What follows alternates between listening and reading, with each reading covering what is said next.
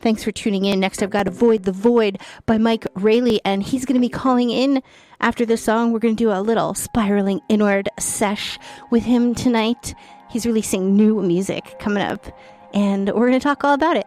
Thanks for checking out Melting Space Dreams. Here is Avoid the Void by Mike Railey.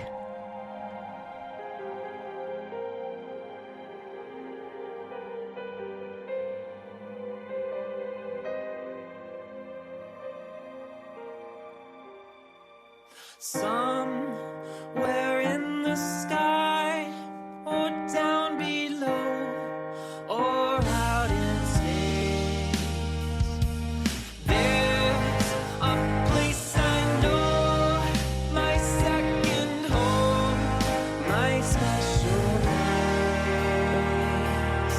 I can't avoid the void, it's every color in my head.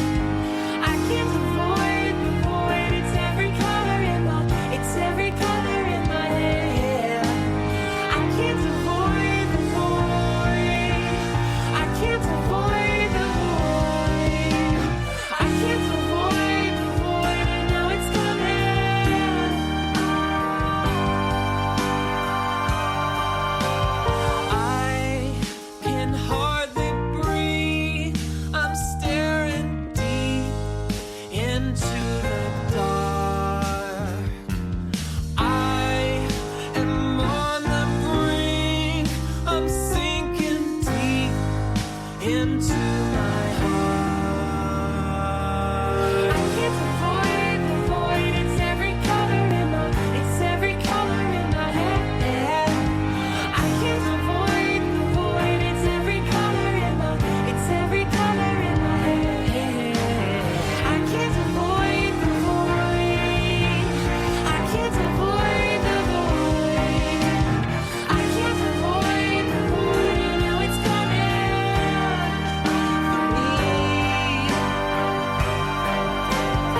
I found a hole in the ground, and it was perfectly shaped for my fears and doubts.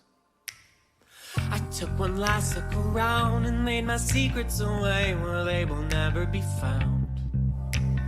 I found a hole in the ground. I found a hole in the ground. I found a hole in the ground, and the might to stay. I can't avoid the void. It's every color in my head. I can't avoid the void. It's every color in my head. I can't avoid the void. I can't avoid the void. I can't avoid the void, and now it's coming for me.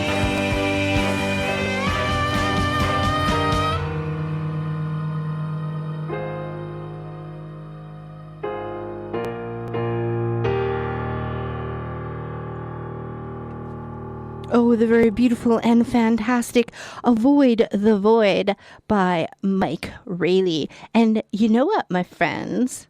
Do you know what? I know what. Maybe you know what too. We're going to have him on the line in a couple seconds. Mike Railey from Colorado somewhere. He lives in Colorado, yeah. And he's calling us here in Cave Junction. And we're going to discuss everything about his brand new album that's coming out on the 26th. It's called Pont Neuf. And let's see if we can get this guy on the air right now. Hello, Mike Railey. Hello? Hey, there you are. Welcome to my Melting Space Dreams. Are you all cozy and ready to have a little chat?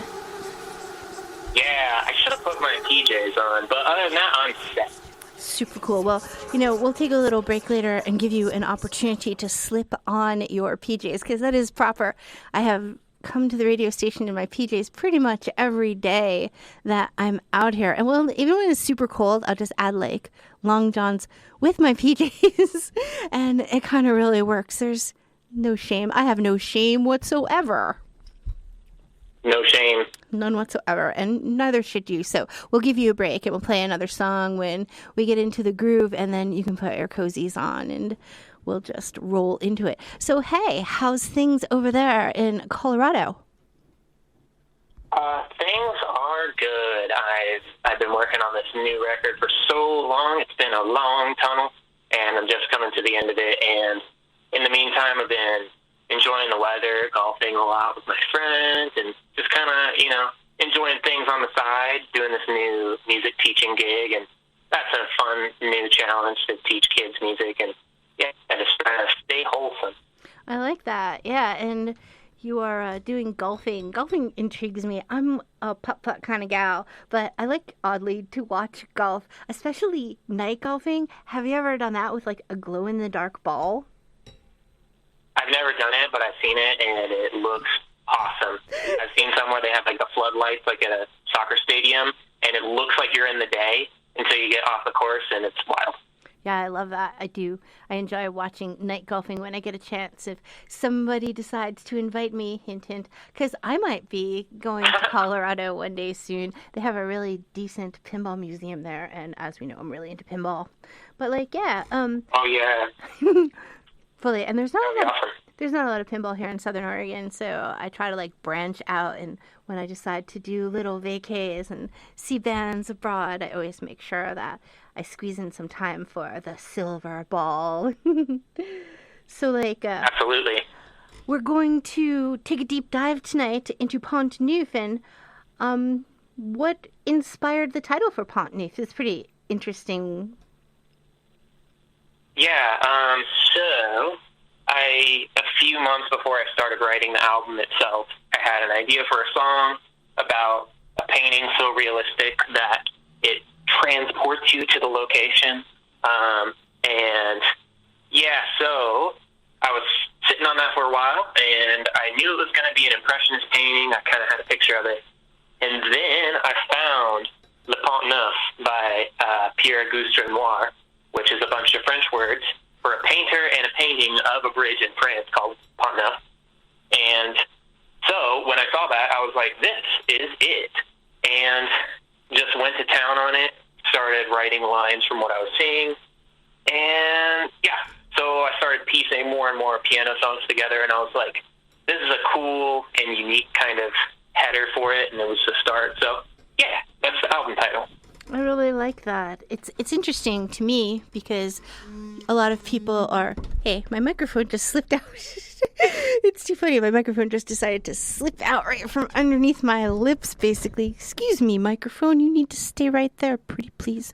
Okay, we got this. So, yeah, a lot of inspiration comes from everywhere, I suppose. I listen to a ton of music, and a lot of times I don't have the actual opportunity to talk to the artist and be like, where did, but it's really cool to always find out exactly what the inspiration was.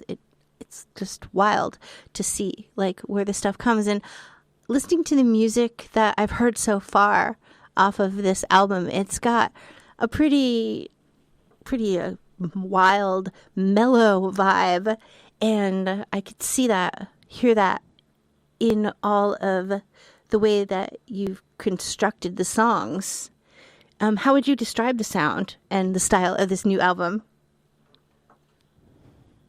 Well, I would say chamber pop, and then most people would go, huh, what? And then I would say, like orchestral pop. And they would say, huh, what? And then I would say, like piano pop, like Ben Folds and Passion Pit and Weezer's OK Human and like Pet Sounds and like Death Cab, and you just throw it on a piano bass, and then you put a whole bunch of orchestral arrangements about it and around it, and you got my album. Yeah, I like it. Good, nice blend. It's like a stew, an orchestral stew, I would say. Yum. And what drew you to the whole piano chamber pop scene as the primary genre for this release? In a lot of ways, it was based on when I was doing Cover Squamo more regularly.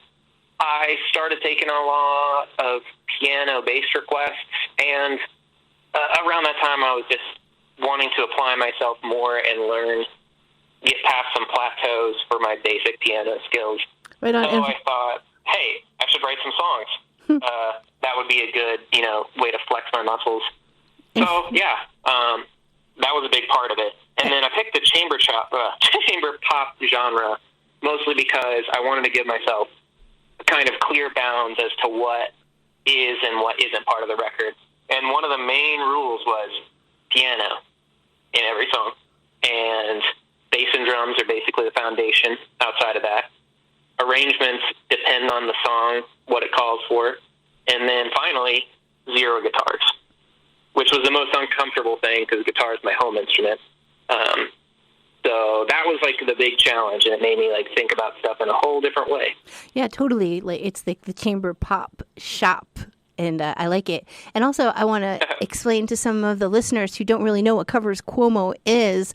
Forever since we've been doing this kind of Discordy online community thing with the lead singer of Weezer Rivers, Cuomo, Mike's got this like scene where he comes on and invites us all to listen and make requests of Weezer songs, and he will put his spin on Weezer songs and even demos and stuff, and a lot of them were guitar-y, but yeah, he slipped into some piano sounds during that time, and it's just an incredible experience and a super rad community to be involved with. Old Discord, Mr. Rivers neighborhood in the evolution. And I want to smile and wave to everybody that's tuned in tonight from the hood. Hey, thanks. And yeah, that's kind of like how we got connected. I'm pretty sure. I guess we did. Do you think we got connected before Mr. Rivers neighborhood, or no? I guess 1.0. Yeah, it was Mr. Rivers neighborhood, like 1.0. Yeah, you never really know. It's all such a blur. It's been forever. It's been a very long 4 or 5 years, hasn't it? Oh, yeah. I mean, kind of short, but it's been a long time. Like, yeah. It felt short, I mean. But yeah, it's been a blast, and we're just getting started. Yeah, for sure. It's like hours are short, but years seem kind of long. That's how I feel. And yeah, just kind of shocks me. Time's weird. Let's not get into time. But like, yeah, my mind always spins when I have to deal with time zones. And I just don't quite understand it. I want a universal time zone. I just don't understand why we have to all have different times of day for the time. One day, they're all going to learn and they're going to understand that we could just have one time and noon can be just a different scene on the other side of the world. It's just so confusing. But yeah, time. So I'm going to get into it. For real. It's just strange, and but yeah, like once again, going into having a community online that is filled with people from around the entire globe. Yeah, it's like, hey, good morning. And dude's all like, it's not here. And the other person's like, it's a tomorrow here, it's a trip. I love it. I love it and hate it at the same time. It just keeps you on your toes. Nothing wrong with being on your toes, but it's always good when you're comfortable. I like being comfortable. And yeah, I'm like wanting to ask about like personal experiences or stories that might have influenced this album. Is there anything that you would like to share perhaps about the moon? I have the moon queued up actually next. So if you wanted to talk about the moon, or if not, it doesn't really matter. I'm just throwing that out there. Sure. So the moon is this thing in the sky. Okay, no. Basically, I wrote this song as a metaphor for a falling out I had with friends. And it is something I wrote in kind of like an expression of frustration or disappointment as the chorus. And then as I was healing, I added the other parts to add context and perspective and kind of represent, how I healed from everything. The point of it is I was, treating someone as a North Star or something that's like supposed to be a constant and super prevalent in one direction, as opposed to what the moon provides, which is very important, but, it comes and it goes. It provides the tides and gives us nightlight and all this other fun stuff. But, what it serves is different. I like that. That's incredible. Yeah, I'm not sure I ever heard the story of the song, but it's very relatable. I mean, especially since, like, in real life, the moon is, like, my bestie. I love the moon for a lot of reasons, especially that it always surprises me. It's kind of going to be there, and I know it is. Even in the clouds, I know you're in there, Luna, and it's comfortable. It's my bestie. It's there. But then it surprises me with its different phases and its looks. And before I play The Moon by Mike Railey, I'm going to say one more thing about it. The other day I was out and it was a little less than a half moon. It was kind of a crescenty moon. And there were 2 planets hanging above it. And it was like the Cheshire cat in the sky. And I never saw that before. I've never seen that phase of the moon with those planets hanging around. And once again, just impressed and stoked to hang out with the moon. And with that, my friends, we're going to play Mike Railey's The Moon here in my melting space dreams. The moon, it does not shine. It's a reflection of the orange ball lasting in night. The moon was my guide, soaring high above the forest. I followed it with pride. Would you be my North Star and guide me through the mountains and the rivers and the trees? I had no home except in the skies, but these wings are broken. I will never fly, though I'll try. The moon, it does not shine. It's a reflection of the orange ball lasting in night. The moon was my guide, soaring high above the forest. I followed it with pride. Would you be my North Star? The phases are shifting in and out. Oh, taking me where I'm supposed to go, but all the clouds put up a mighty fight. And I'm fading from the light of the moon.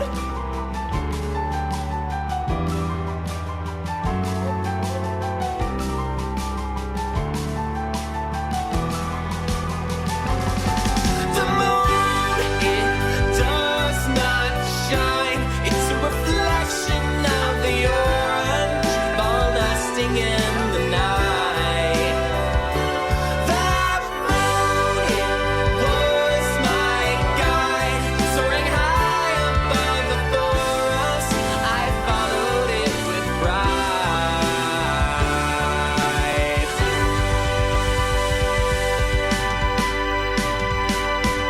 Yeah, that is The Moon by Mike Railey, and we're actually hanging out with Mike here in my melting space dreams tonight. And yeah, I'm enjoying learning about all this all this different stuff.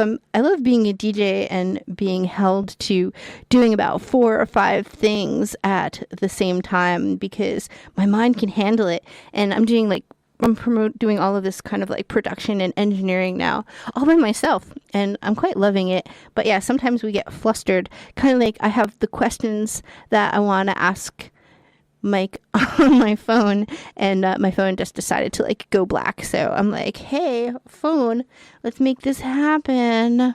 And there it is, it's happening again. Hi Mike, are you still here? You still with me? What up? Super cool. So how did you approach the songwriting and composition for this album? Yeah, so I started pulling up voice memos on my piano, or like just kind of getting ideas put together. I normally write in a few different ways. Like the title song, I did this like top-down concept thing where I thought of the idea and the larger picture of the song before I even started writing it itself. But a lot of my songs come from like stream of consciousness thoughts, or like things that just stick with me in a certain way. So do you like record all of Nothing those? on this record, I just wrote that when I was having a crazy bout of insomnia, and I basically wrote the whole thing But do you in one stint. Do you record all of those like every time that you're kind of like inspired, like even if it's like 2:30 in the morning and you wake up with a fit of insomnia and you go to your piano and start writing? Do you record all of that, or do you hold yourself accountable to remember? So, in as much as I can, I will do as much. So, like, if it's like 2 in the morning, I can't actually pull up all my stuff and do the thing. A, because I'm trying to sleep, and B, because it's too loud for other people. But so sometimes if it's super late, I'll just sing the voice memo almost in like a whisper. But the pitch has got to be there for the most part. The main thing is sometimes I'll come up with just some lyrics and like a cadence, but I don't have a melody. But a lot of the times I have the melody with it. So if I can sing out like the first stanza that I'm writing and put the melody on it, I can fill in the gaps for the most part. Cool. You're really talented. I do that sometimes. I'll wake up and I'll wake up singing like full songs. Maybe they're in my dreams, but yeah, I have reckless disregard. I get on my phone and I just sing it. I belt it out in the middle of the night if I can. But living in the forest and not having too many people that are my neighbors that can hear me, it sort of works out. But yeah, I would never remember. I try to. I've had incredible dreams with like these amazing songs. Well, so I thought. And then I wake up in the morning, I'm just like, what was that? Was that real? Did I really have that song? And because it's nowhere now, it's just completely gone. So anytime I want to tell everybody out there that's writing music, it's always good to have your little plan, because so many fantastic songs that are historic and popular have come from dreams. People just dream them up, and they're wise enough to write them down and write down a couple chords if they can, because that's what some people need to do. And dreams are just an incredible way to transport sounds from the other side of the veil to us and then share with the world. Have you been inspired by dreams yourself to write songs? Sometimes, yeah. It's rare, but I have like different types of dreams, and I used to not. For a few years, I wasn't even dreaming very much at all. Recently, it's been different.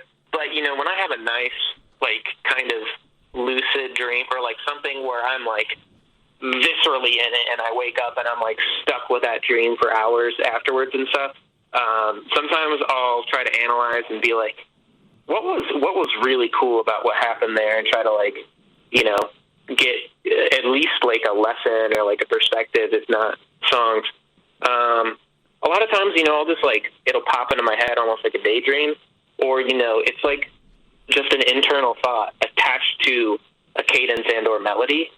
And that I'll just roll with that. And I immediately I always sleep with my phone, and like I have my phone on me at all times, because that way, if I'm like, and I can just hit record in like 2 seconds before it vanishes into the ether, For sure. And when you're teaching your kids the music, do you like remind them of things like that? Kind of give them little clues about how they can remember songs and use them in the future instead of just like in the moment?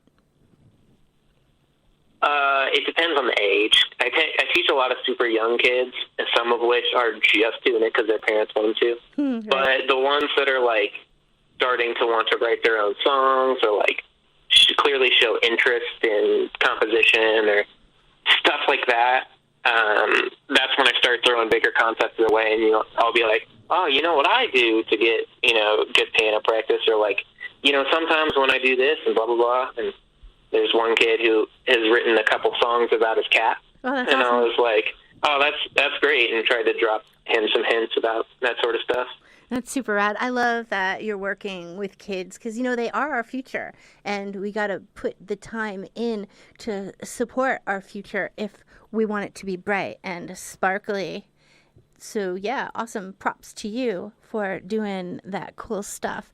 And I'm curious to know about the recording process. Do you always have the same kind of recording process? I mean, it all sounds really good to me. Anything that you've ever handed me to play on the radio just is incredible. And I'm just curious, has just been the same kind of recording process, or have you shifted it up or anything? Like, how are you recording these days? Well, I appreciate that. So typically I have a band sort of mindset for a lot of my releases. I'm gonna try to condense this as much as I can. But basically, normally, like with a lot of bands I recorded with growing up, it was always go in, do scratch tracks with guitar and maybe a vocal track, and then layer in and actually track the drums, the bass, and then throw the actual guitar tracks on top, and then throw the vocals on top of all that, right? But so I kind of did that exact sort of thing for my first record, and for this one, well, there's no guitars, so it's kind of different. Overall, I have this weird thing where, you know, I do the demos that I release in advance, and then I get feedback on them. Once I get my revisions, sometimes I have, like, passable tracks that, like, don't need to be altered, and I'll, like, drop in the midis and then start to actually, like, hone them and refine them. But a lot of the times, I'm still just doing the natural thing where I use the demos as the base, like the foundation track, as I would record the initial piano. And then I would take the demo track away and then start actually adding the other stuff, you know, drums, bass, and start adding in all the orchestral elements I want. And that was kind of an open door. Sometimes, you know, I would put a concoction together, like the song Nothing, that I'm sure you'll start playing, like, I guess, soon or whatever. Not tonight, but anyway, that song was supposed to be like a whirly electric piano kind of sound as the bass. And the more I did that, I felt like the acoustic piano was conflicting with it and they weren't sitting right. So I changed it to organ and melodica, and I really like how it worked out. But anyway, so like I kind of I get what I think is the right picture for the orchestral stuff, and then I throw vocals on top, and then I listen for holes and harmonies, and then I'm like, maybe this needs more of this, or maybe I need to take this instrument out, that sort of deal. And then I kind of finalize it all, and then that's when I go into mixing and the producing stage. Yeah, I love hearing about that. And for production, what are your special techniques? You want to share any? You don't have to, but I'm curious because I want to do this. Yeah, so I normally sacrifice like a half pint of blood onto my tape reels. No. So I use Pro Tools, and I'm using like a MIDI piano that I love a lot that I use for my performances. I wasn't able to do what I initially had hoped for, which is like to get studio musicians and like record acoustic drums at an actual treated studio sort of thing, mostly because of money. So I did all that stuff myself, and so I'm doing a lot of virtual instruments, triggering these samples by playing piano, basically, and then I will do fine-tuning on those. Some of it's acoustic, you know, like tambourine, melodica, the bass guitar, my vocals, of course. And so I kind of, the main things I did for this record, since I wanted it to be more tapey and like vintage sounding, I went heavy on like artificial double tracking and slapback and like running stuff through tape machines. Ooh. Virtually all this stuff is. And basically trying to get as close to an old school sound that I can, but also having a level of reversibility because it's effects and stuff. So I can dial in, I want the drums to really start crunching here, almost like it's overfeeding the tape. Or like, you know, in this section I actually wanted to go into a crazy reverb, which I wouldn't have been able to record or like change with acoustic recordings in the same way.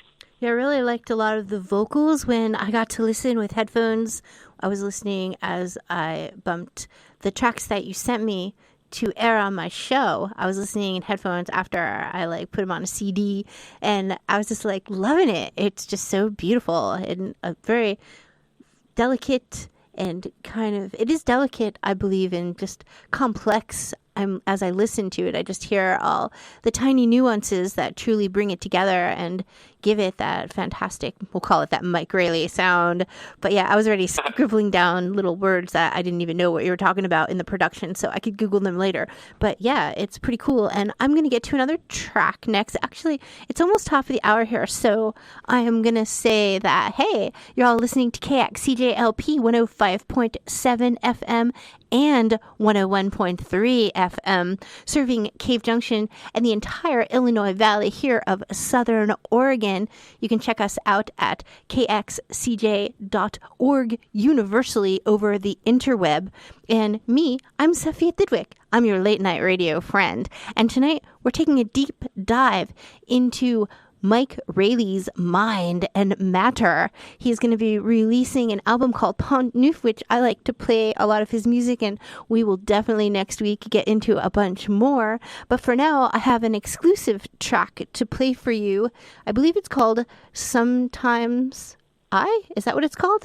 Mike, you try to help me out here. Sometimes It's. Sometimes It's. See, I'm close. This is so fresh and new that I don't even have a clue.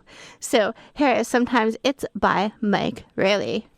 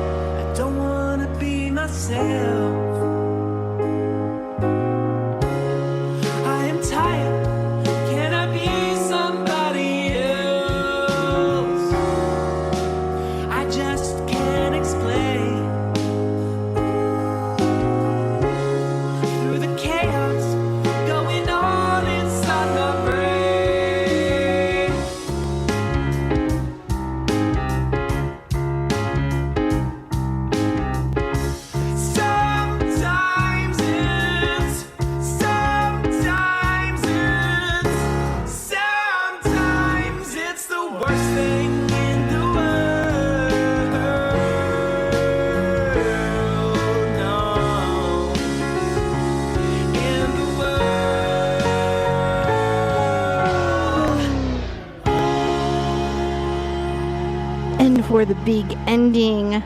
Love that stuff. Pont Neuf is going to be really popular here in my Melting Space Dreams. I love that song. I love all the songs that I've heard so far. And so I'm hanging out with Mike Railey here on Melting Space Dreams Spiraling Inward session.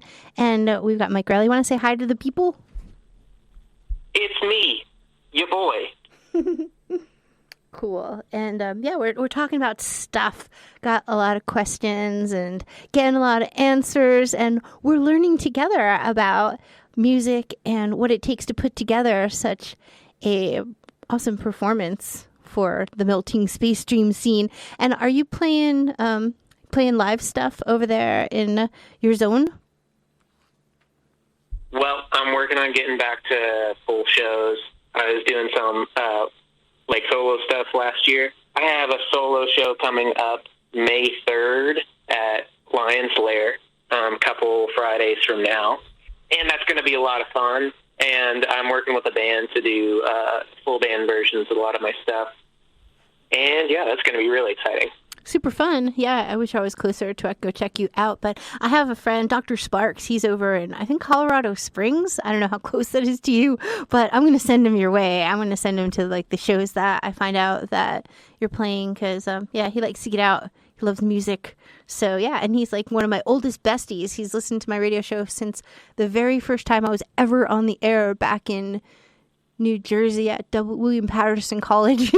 So yeah, we kind of that's awesome. For us, it helps. I think it's about an hour away. Oh, cool. Well, that's not bad. It's worth it. It's worth it, Dr. Sparks. Yeah, I'm sure he'll dig it, and you don't give him a reason to get out of town. He's a get out of town kind of guy. Growing up on the East Coast, we did a lot of we had. If we lived in Jersey, you just go over the bridge and there's New York and there's lots to do. So we know about the buses. We know how to take a bus, that's for sure. And we like it. There's a lot of places like here where we are in Southern Oregon. You got to take 5 or 6 buses to actually get to a big city kind of thing. But I'm stoked that we have little buses here. We have this little bus, Pilot or something like that. I don't really know what it's called. I haven't taken it because usually I have a car. I'm lucky. I have a car these days. So I just drive myself where I want to go. But we do have a bus, and you can get on it, and it'll take you to the big city of Grants Pass. And from there, you can go further. It also takes you to Medford, and you can hop on a plane, which is pretty incredible. So, yeah, we're getting there. Even though we are a tiny little forest town in Southern Oregon, we do have public transportation, which is cool. And, and happy Earth Day to all the people out there, because Earth is pretty awesome. And a lot of people in my community, we really are here for Earth. We try to do our best to have the tiniest carbon footprint known to humankind, and that's super important to me. And I know a lot of people here at KXCJ have a like-mindedness, and I'm stoked that I ended up living here in Southern Oregon with my values that I have, in not New York City. But I'm not dissing New York City. I do love New York City as well. All right, scratch all this. We got to play my track, We Could See the Day. I'm kidding. I know you probably don't have it queued. Nope. But the last track on this record is specifically about climate change, and I wrote it on a plane back to Denver from Little Rock when Denver had the worst air quality in the world. It was so much so that the sun was actually blood red in the sky as I was landing, and there was just a whole layer of smog over the whole place. The closing track on this record is all about that. Super cool. I'm very passionate about climate change, so I'm vibing with you on that for sure. Yeah, most definitely, and we all have to do our part, and I think I've asked a few people today what they're doing to honor Earth for Earth Day. And yeah, I challenge y'all that are within my voice's reach to look at your lives and see what you can actually do to reduce your carbon footprint. Even if it's just the tiniest little thing, like carpooling with a friend instead of all going in, a different car. That every little bit helps. Buy a reusable water bottle. Yeah, for an awesome way, fantastic way to do that. And also you can bring your own utensils to places. I know this is kind of crazy, but a lot of, fast foodie joints are going to give you utensils. They're going to give you plastic utensils, and you don't need to accept them. You can just be like, keep your plastic utensils. I got chopsticks. Or I tend to bring chopsticks with me everywhere I go because they're easier and cleaner to transport than a fork, a knife, and a spoon. And I don't normally need all those other things. But yeah, there's a lot of little things that we could be doing. Even like recycling paper, like you write a note on a piece of paper or you crumple it up, throw it away. But maybe you don't have to do that. You could write your little note on the paper and then rip the note part off and use that same paper for another note, and there's just a lot of things that you could be doing. And I never expected to get into this combo, but I am also very passionate about loving Earth and doing my best that I can to be a friend of Earth, because what an awesome hostess we have, feeding us, giving us shelter, supporting us with oxygen, and truly Earth is doing the best it can. And we need to do the same for real. So no, I guess we'll get back to Pont Neuf, I suppose. And so like when you were doing your recording, did you have any challenges or surprises during the creation of Pont Neuf that kind of like maybe inspired a different twist that you didn't expect but turned out like, yeah, this is fresh and this happened because something else happened, chain reaction happenings? Yeah. There's always spontaneity and some serendipitousness. So let me just mention a few. Like I was talking about earlier, nothing. I had like different arrangements set up, and then I literally bought a melodica because I was like, I feel like this is it, and then it totally was it. And then let's see, other few things. I mean, a few of these songs came together in a funny and interesting way. There's a lot of stories about that. The song Starts to Fall, which I believe you're going to be playing later on, I wrote, actually, a lot of that was pulled straight from my journal. It's literally just an innocuous song about how I love rain. But the really weird thing about that one is, a few years ago, do you know about Gerard Way from My Chemical Romance? Oh, yes, I do. So do you know about the Umbrella Academy? I do, yes. Go on. Oh, yeah. So I love the actual comic books. And in the second one, I want to say, there's this one like song that's sung on a jukebox, like right towards the end of it. It's like fireworks for the dead. Mm-hmm. It's time you put yourself to bed, etc. Anyway, years ago, I actually wrote a song to fit those lyrics, and it was like this very somber, organy, like piano song, and I borrowed a lot of the structure for that and kind of imported it into Starts to Fall. So all sorts of stuff like that. And, like on the other hand, like I fell out of an 11-year relationship during the recording, and I had a number of like physical things happen and life changes, and I went through like a very intense depressive episode while writing it, and then also later while recording it. But, all sorts of stuff. There's tons of stories about this record.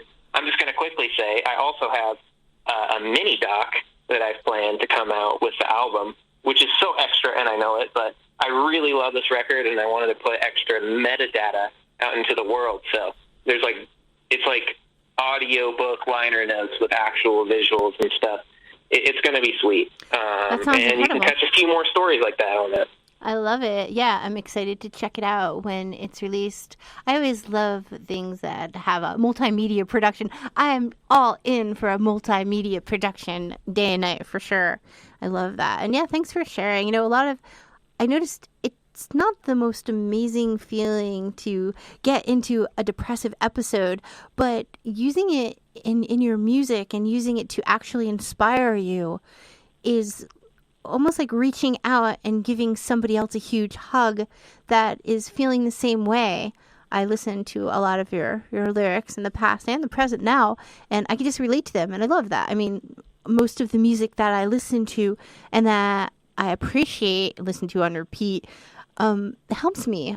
It's almost like a little therapist, like y'all got your therapist, but music is its own little therapist, and listening to, for me, a song on repeat is just so healing on many levels. It just gives you the comfort, the hug, even if it's only through sound waves. It makes a massive difference, in your mental well-being. And yeah, you're doing people a great honor for the mentally ill in the world and the depressed in the world. I appreciate that. And, I also took on a new diagnosis throughout one of the songs that we just played, Sometimes I wrote about what's clearly the symptoms of bipolar disorder. And I didn't realize that I had it at the time. And then, before I released this, I started getting suspicious and did the things and got the meds and did the therapy. And take care of yourselves, everybody. That's one of the main themes on this record is how depression is, a real thing. And I like to always, it's interesting. If you see someone with a broken arm, your first thing is, oh my gosh, what happened? I hope you get better, all those things. But if you see someone doing the 1,000-yard stare or, having trouble holding themselves together and stuff, it's easy to just be like, oh, I'm gonna shy away and find a different route to avoid this confrontation. And we should just be looking at it in a similar way and be more kind with each other and stuff. Yeah, and it helps to talk about it because when we're going through those moments, I'm one that just completely disappears if I'm because I've met so many people in my existence in the past that I'd be going through episodes and they would do that. They would, just take another route entirely. And I kind of learned how to do that myself. I'm like, all right, here I am. I'm not feeling great, so I'm just out of here. And I make myself, disappear for a while and then come back on the scene. And, we kind of do that. But yeah, knowing that everybody out there is going through so much of the same thing, especially when we're vibing together. You think like, oh, I'm the only person in the world that's feeling this, but and it's not how it is. So much of what we go through, other people are going through too, and we're having a universal kind of experience here. And to be able to comfortably reach out to brothers and sisters, because we are all brothers and sisters of Earth. We are an earthen family, and we need to start acting like it. I've been saying that a lot this week. That there was a question proposed on X recently, and it was so if you had the microphone for everybody in the entire world right now, what would you say to them? And I didn't have to think too hard and long on that. And what I would say to them is, we all together here on Earth are a huge family, and we truly need to start acting like it. And I just want everybody, listening, know that you can call me up. You can find me on social media if you need a chat or something, and I'm always down with a chat. You can DM me, you can call me. The phone is live from 8 p.m. until midnight on Mondays at least, 541-592-4112. And if you really don't have anybody, because there are people that feel like they don't have anybody, you can text 988, call 988, and those guys are going to talk to you. They are trained professionals too. So yeah, we're here for you. Mike too. Mike, are you here for them? You're here for them, right? Yeah, that's what it's all about. We're here for each other. Most stuff. So what do you feel like that this album differs from what you've released in the past? I love all of your stuff. And how do you think, how do you see them as different? Well, first thing, like I said, no guitars. That's the biggest stark difference, on paper. But also, one of the biggest changes between previous releases and now is just with all my projects is I think that this is the most cohesive group of songs I've ever put out with any band I've ever been in. And I worked really hard on getting a group of songs that work well together, and the sequencing is something I thought a lot about, and I hope that it has a flow that everybody likes. And, of course, you're not going to please everybody, but I think I nailed it. So, and outside of that, definitely other stuff. Even through the course of this record, I've been working, and I'm always working on improving. I really have been trying to get into a new range of vocal timbre and exercising this kind of soft-spoken, understated sort of voice that I haven't really played with as much in the past. Well, I'm definitely that's noticing. Also a big thing. I'm noticing the vocals on this pop a lot. There's a lot of hide and seek vocals where I wish they were louder. I want to hear them, but I know once I have the lyrics, I'll be cool with it. But yeah, it really, the vocals are drawing me into the tracks that I've heard so far. And yeah, I love it. I love the vocal techniques that you're using, and even the recording of the vocals. I'm totally into. I'm digging it. And so this is like basically reflecting your growth as a musician. It's like I love it watching you actually mature as a musician through music. It's pretty incredible. And in the future, what are you grasping for in the future? Like in your maturity, where do you think your true north is going to be? Well, I just want to keep mixing it up, and my solo project is going to be varied as far as, first record's indie rock, alt rock, and a couple piano songs. This one is very piano-based. Next one's going to be very guitar-heavy and a riff. Like kind of like indie rock plus virtuoso rock. Awesome. And yeah, I'm excited about that one. I think you're going to play an unreleased track from that, which is nobody's heard that. Nope, we're going to play that. And also I got like indie-tronica and like super laid-back acoustic EP planned. There's a song about a moth on it that's really sad. I got lots of plans for the near future. Super cool. Well, I'm totally ready for all of it. And I'm here for it. And I'm going to play it all here on my Melting Space Dreams. And we're going to go into the other track that I got that is an exclusive. And that's the fall song. I starts to fall. And that's going to come on next here. I'm going to put the volume up because I got to say what I'm doing out loud right now because I've got a phone in one hand. I got a phone in both hands, and I'm using extra fingers to push and move pots and things. So yeah, I wish I was an octopus right now.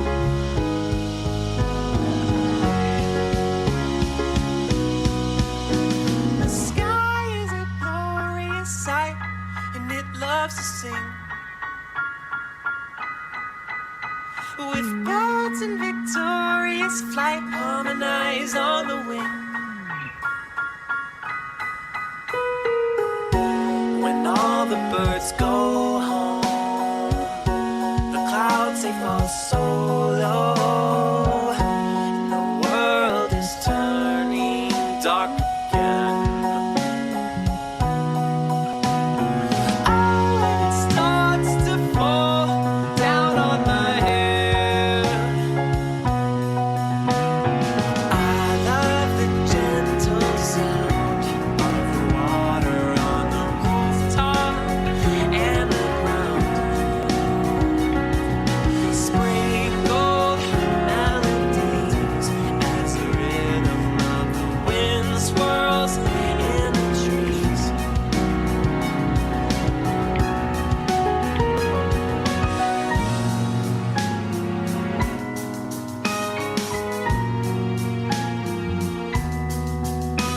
The silver has taken the light and run far away, and now there's no color in sight but almighty gray. It does what it pleases,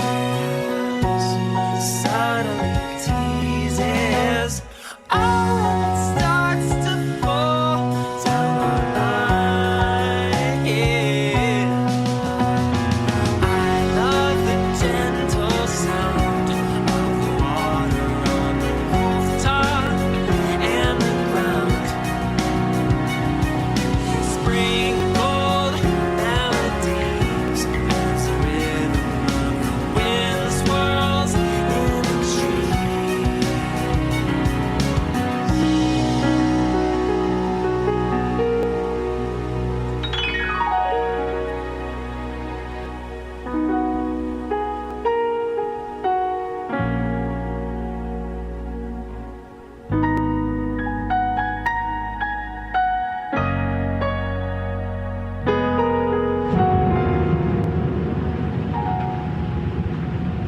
I especially love the thundery ending of that starts to fall off of Mike Railey's Pont Neuf, which is coming out on the 26th. Is that right? Yeah, this Friday. Right on. And It's Friday. that's what I'm In gonna. the world. That's what I'm gonna be doing on Friday. Be listening to Pont Neuf in its entirety, and who knows, maybe making a pizza or something. Actually, I made pizza last week, so I probably won't make pizza. But heck, I'm due for another cobbler. That's for sure. That's gonna happen. Nice. Yeah, I loved it. I love the piano a bit there. I love how you throw in the thunder. I'm way into sounds. I love. I have a couple different sound machines in my room, and I have different blends that I use. Currently, I have one that's a summer night sounds, and it's crickets and I don't know, ambient sounds, katydids maybe. And then I have ocean one and one that's just like a frog chorus. And I have those blended, and it's just so peacefully wonderful. I kind of go into my sleep with those, and I love it. It's sound effects. Yeah, digging it. I always want more nature sounds in the music that I listen to. You don't really get that. So ending out that song with a little bit of nature is super fantastic.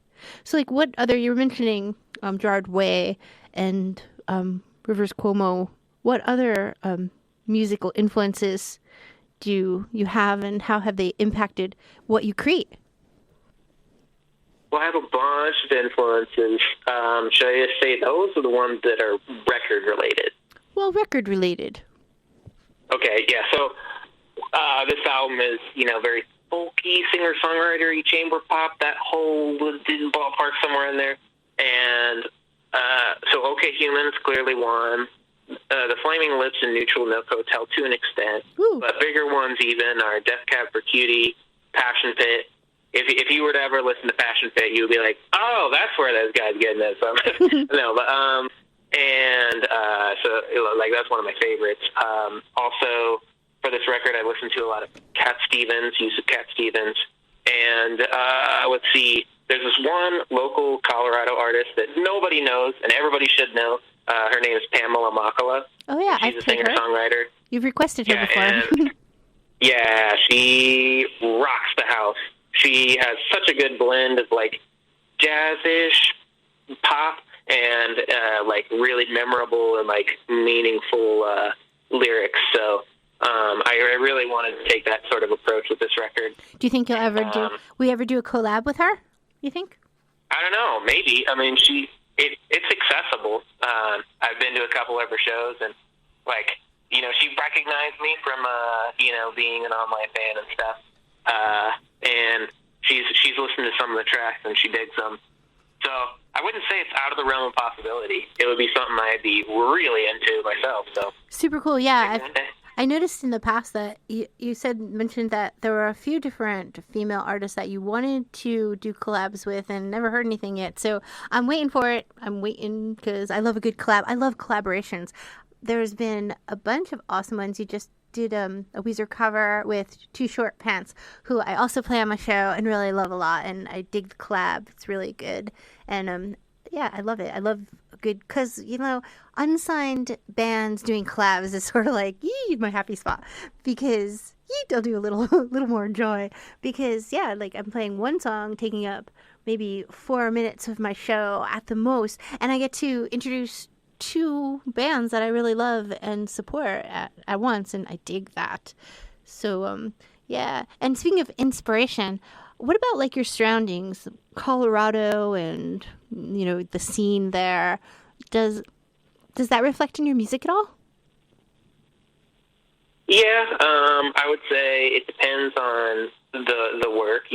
Like We Could See the Day. Like I was right in a plane, and sometimes it's the verses in that one I actually wrote in the airport on the way to that flight, and like chasing space in these barren passageways. That's specifically about like navigating a corridor that was like an under construction thing. So it was like literal bare white walls and a tunnel heading to the gates and stuff. And I was just like not doing good at the time. And, like I thought it was a good metaphor, like for social anxiety and like, can't hide my face, that, et cetera. And also nature, I love it. Starts to Fall, that's about my connection to rain in Arkansas especially. And when we get it out here, I'm always gravitating towards the window and or outside. I love it. I love going on walks and refining my stuff, writing stuff. Houses Money People was written on a walk in a neighborhood, for example, about the houses. And yeah, so I love just like taking in what's around, and I think going to a new place, doing new experiences is a great way to kind of fill up the well, so to speak. And also, it kind of gets you out of your head, you know, because if you are having a tough time with what's bouncing around inside your mind, putting your body in a different environment, a new environment, something fresh, sort of gives you something else to focus on. Kind of have to, you know, you have to step out of your head when you're in a new environment and you're taking in new stuff, you know. So it's always good to get out there and I agree. Shift it up a little bit, change it up, shake it up. And you are going to perform this album soon. Coming up is the gig that you're doing next month. Is it going to be these songs, old songs? What's that going to be like?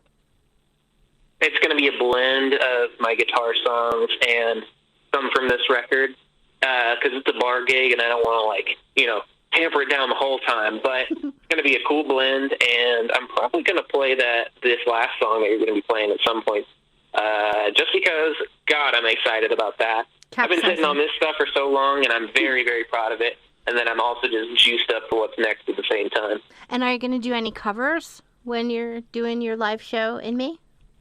Probably, yeah. I did an open mic at this place, and I did Yoshimi Battles the Pink Robots by Flaming Lips. And, like, I had the bar clapping along and singing along, and I was like, hell yeah, this is awesome. And I got off, and, like, multiple musicians were like, yo, nobody gets that around here. That's not a thing, dude. And I was like, oh, yeah, sweet. Nice. Yeah, so I'll probably play a couple covers. That's super fantastic. Something to look forward to. Yeah, because it's always great. I noticed that some people call me up and be like, I don't listen to your show too often because I don't hear anything I know.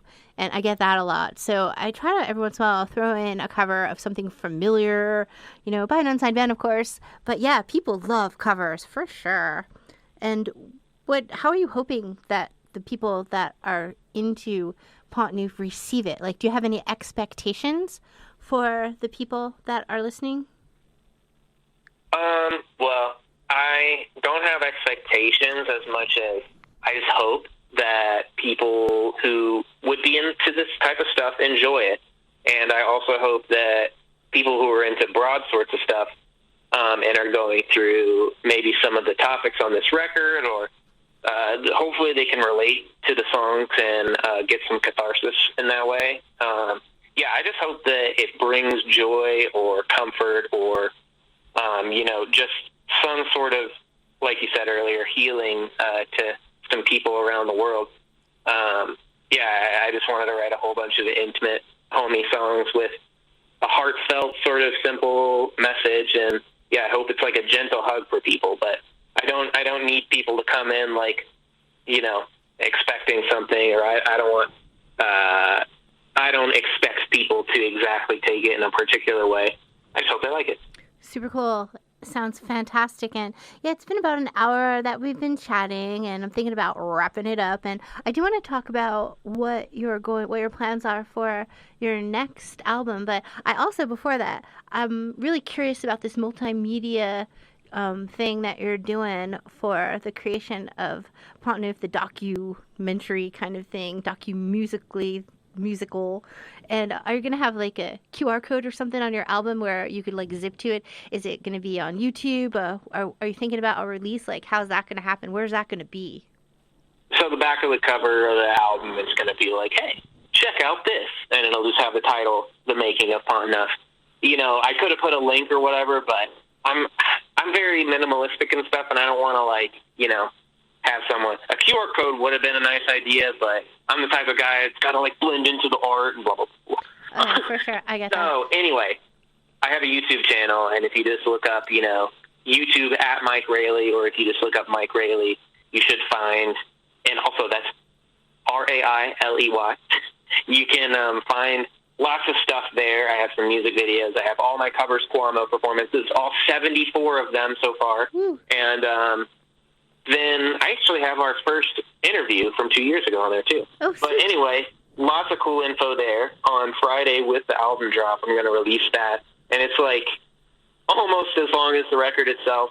It's full of behind-the-scenes footage, an interview with the visual artist for the covers, Tosh, and it's also got, like the liner notes and kind of this inspiration and process. I am very happy with it.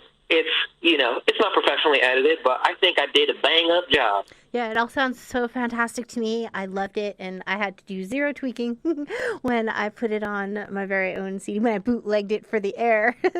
So, yeah, definitely. And, okay, I have Capsizing coming up next, which is going to appear on your next album after Pont Neuf. And can you tell me anything about that? I love it, by the way. I love the ocean. I love the river. I don't want to ever really capsize, but I feel for it. I know it's a word I understand deeply on many levels. So tell me about Capsizing, which I'm going to play next here, my listeners. I do have more music for you, I promise. All right. So this next song that is about to be played is a demo. Long story short, this is the soundscape that I'm going for my next EP. I'm going to really keep it short this time, like 3-ish songs maybe. But so I actually wrote this song as a Valentine's Day gift to somebody who I was like kind of losing connection with, I guess.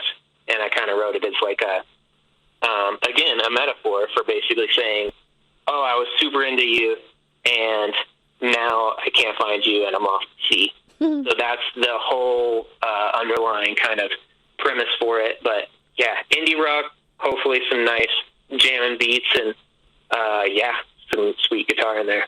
Super awesome. Well, I'm going to play that next. And thanks for hanging out with me. Thanks for sharing with me and everything. I love being able to exclusively play your music before anybody else. It makes me feel good. That's what I want to do as a DJ. I want to be here throwing down the music. And I want to add that there's a MikeRailey.com, and you can go check out that. Anything new there that people could look forward to? Yeah, the vinyl. I have a vinyl for this album. So if you're really into vinyl, go check it out there. You can pre-order. Super cool. And thank you a ton. We're going to play Capsizing. And anything else you want to leave the folks with? Got anything to say to the world, Mike Railey, before we go into Capsizing? Thanks a bunch for listening. I love you. I hope you have a good week. And I hope you are kind to yourself and others. And peace and love and stuff.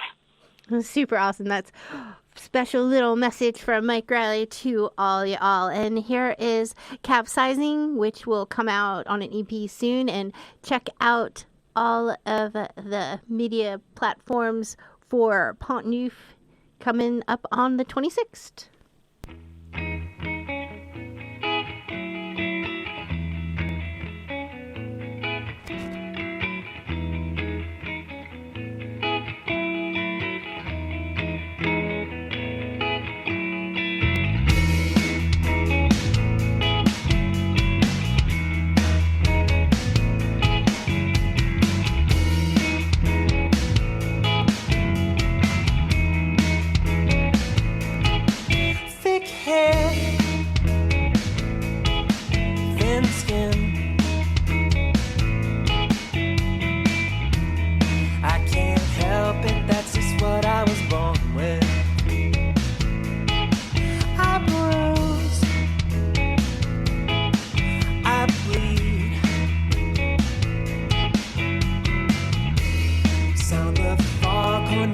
It's an emergency.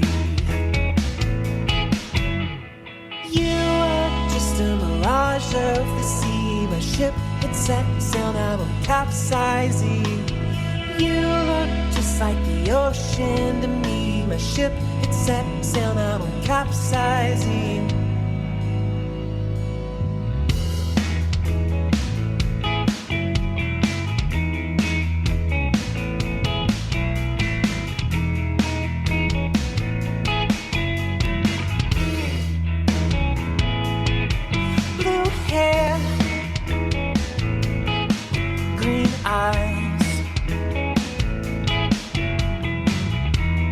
Put the world on just like it was your disguise. One touch, I swoon.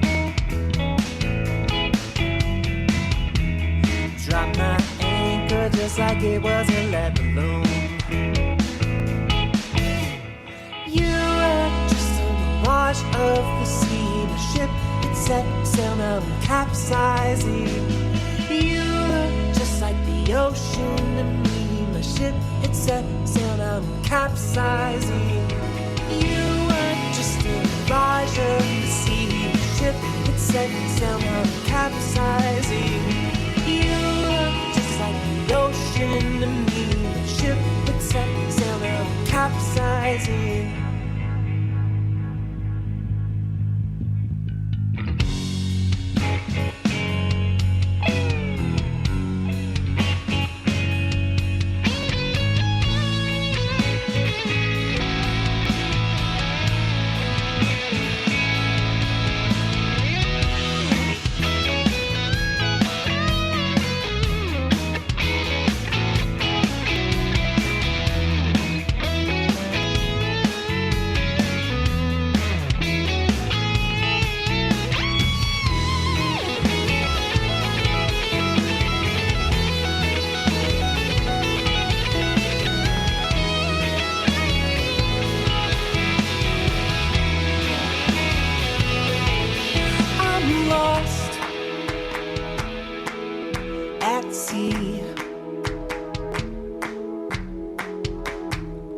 I was Homer and you were my Odyssey. Green eyes, blue hair, in an instant you just vanished to thin air. You were just a mirage of the sea. My ship had set sail, now I'm capsizing. You look just like the ocean to me. My ship had set sail, now I'm capsizing. You were just a mirage of the sea. My ship had set sail, now I'm capsizing. You look just like the ocean to me. My ship had set sail, now I'm capsizing. Pretty cool. That's a brand new demo from Mike Railey. Going to be on an EP in the future, but this Friday, the 26th, Pont Neuf is going to be released, and you can go check it out on the music platforms.